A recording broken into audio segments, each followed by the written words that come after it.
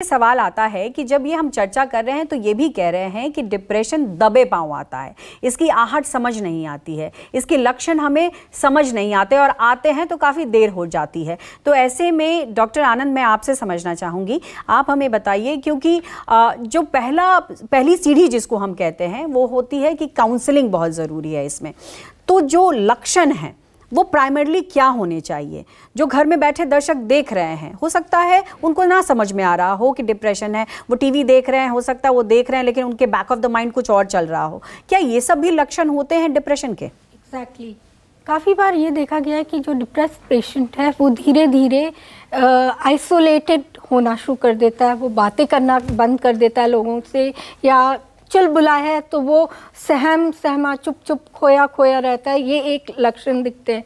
कई बार वो खाने में या तो ज़्यादा खा रहा है या कटौती हो गई है खाने में, वेट लॉस दिख रहा है लोगों में, और बच्चों में और एडल्ट्स दोनों में कई बार क्या होता है कि आप काम नहीं कर पाते, कंसंट्रेट नहीं कर पाते। बच्चों में ये लक्षण देखे जाते हैं, वो स्कूल में कंसंट्रेट, क्लास वर्क, होमवर्क नहीं कर पा रहे हैं और टेस्ट ड्रॉप हो रहे हैं। और एडल्ट्स में वो काम नहीं कर पा रहे हैं, काम में भी लोग उन्हें ये कह रहे हैं कि आजकल आप चुप चुप रहते हैं, आप गलतियां बहुत निकाल रहे हैं, और अपने में एक नेगेटिव थिंकिंग भी चल रही होती है जिस कारण वो किसी से अपनी बात नहीं कह पाते। मैं यहाँ ये समझना चाह रही हूँ कि जो लोग बात करना चाहते हैं, अपनी परेशानी को डिस्कस करना चाहते हैं, उनके लिए काउंसलिंग कितनी जरूरी है? बहुत जरूरी है। काउंसलिंग के लिए वो कब आए, कब बात करें, ये जरूरी सवाल है।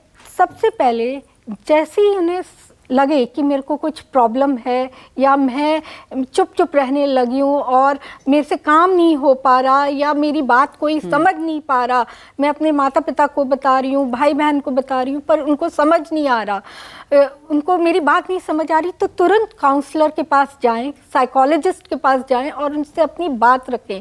अगर आपका माइल्ड डिप्रेशन है या आपको अभी 15 दिन या 20 दिन ही हुए हैं या 1 महीना हुआ है और आप अभी काम भी कर पा रहे हैं, तो काउंसलिंग द्वारा आपकी हेल्प की जा सकती है।